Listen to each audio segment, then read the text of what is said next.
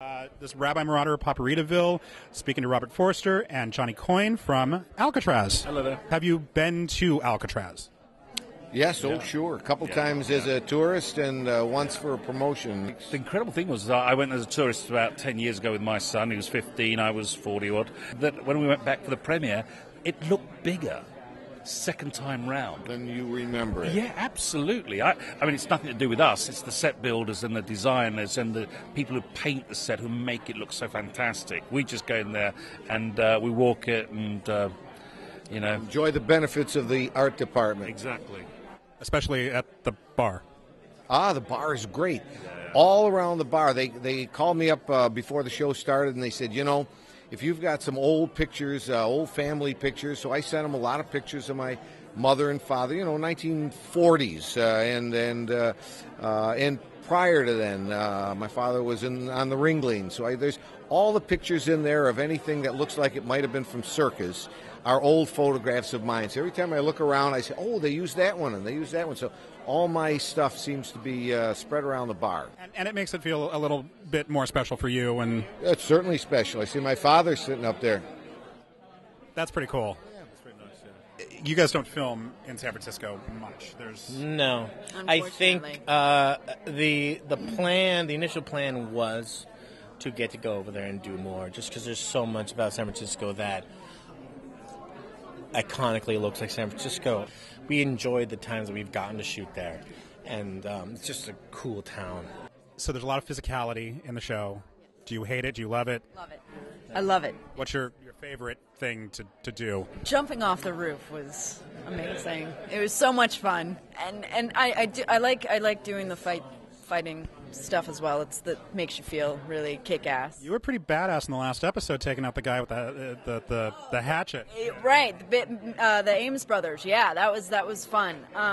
But the most physical fight in that episode was actually with the guard. That was slamming up against. I had bruises all over myself after that episode. You, sir, have an ME who's giving eyes at you. I know. We'll see. Not going to let anything out of that. T-shirts. Yeah. Glad she took the impulse to ask him out.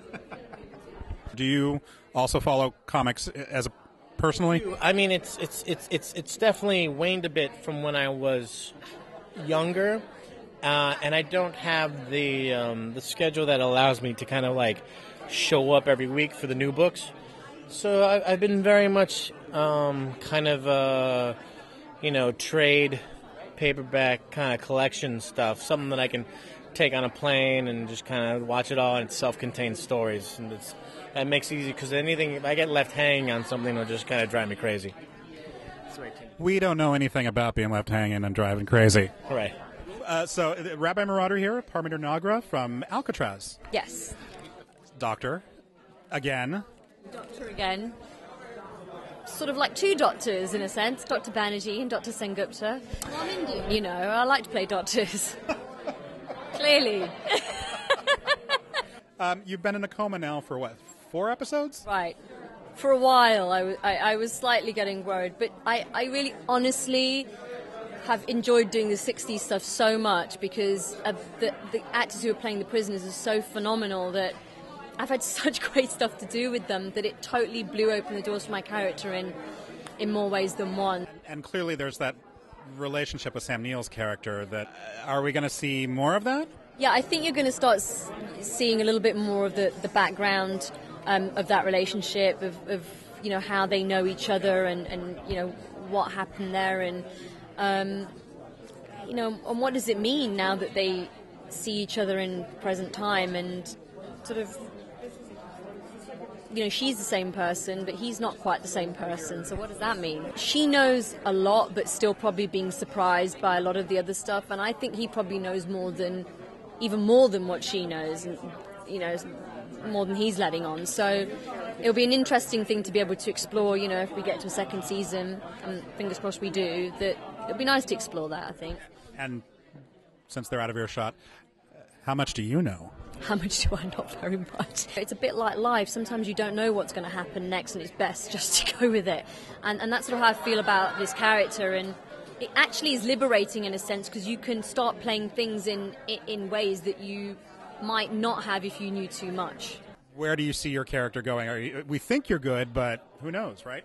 Right, and there was one point really I wasn't quite sure of, like, you know, whether I was good or bad, or maybe I still don't know. I'm still guessing, and you know, and it's. But what I did say right at the beginning when we started this whole journey was that nobody is as they seem, and I feel like that's going to be sort of a running theme throughout the whole thing. Just when you think that you figured somebody out. Left turn.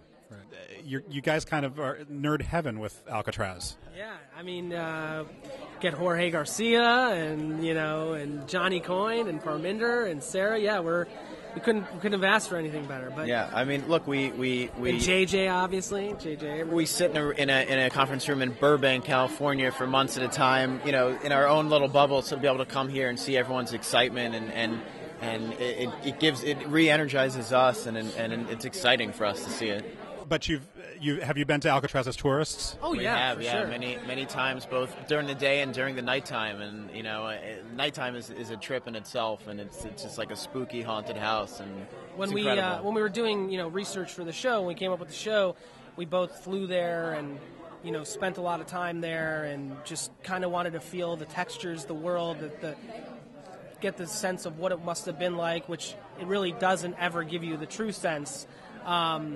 But it was important to us to kind of immerse ourselves into as much Alcatraz stuff as possible. Look, Alcatraz has an incredible history that dates back, to the Civil War and even before that. When it was first charted back in like the 1700s, on the bay, they kept passing San Francisco because it's like an optical illusion. Alcatraz protects the bay, and so that history about the island, about the place itself, is exciting for us because we want to know Alcatraz is a main character of the show, and we want to keep exploring it. So, and you guys have you've hit nerd heaven before, but really with Alcatraz, this is a really special show, Yeah, I mean, we like that it's science fiction, but it's also a straight procedural, and it's also a little bit of a character study in that each of our main characters have a really strong character link to Alcatraz. So it hits kind of all of the genres that we've been into and a lot of our credits in the past. And for Doc, it's literally a comic book come to life.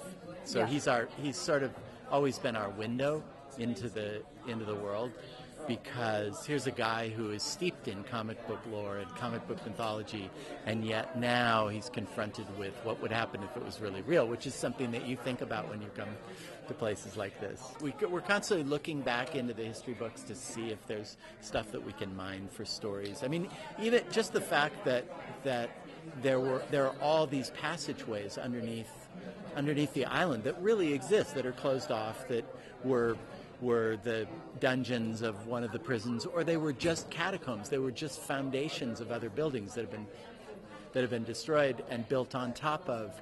Gave us the opportunity to suggest that there was a lot more under there than met the eye. There are certain people who like tunnels and who like basement, who would want a basement in a house.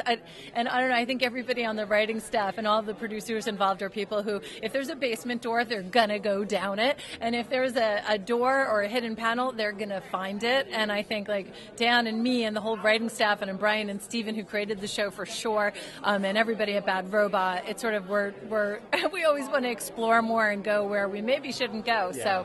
So that's kind of what Alcatraz is all about. Only come if I can wear my hair. Raspberry sherbet. Your hair? Is it yeah. bad? I just want to eat it. It's synthetic. Yeah. Thank you. Enjoy your day. And the one? Behind you. Is it real? No, it's synthetic.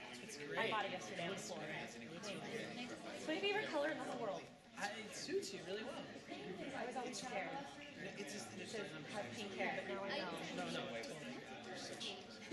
Natalie, are you a professional fan? Well, I kind of fall into both categories. Yes. I love the Comic-Con and the WonderCon because I like gaming and I like videos, but I'm also an actress on the sides. But again, you hit the lottery this year, too, because you have my favorite line of last year. Which is it? I'm going to hit you. Oh, what a lucky guy I am. Once I read the script, There was only one scene. This is the Descendants we're talking about.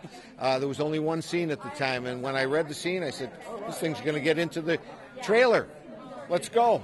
And it did. Got in the trailer. Then it turned into 2 scenes. So. And it's fantastic. You do a phenomenal job. It's heartbreaking to watch a father go through that. It's a real wonderful picture. Lucky to have been in a picture that good.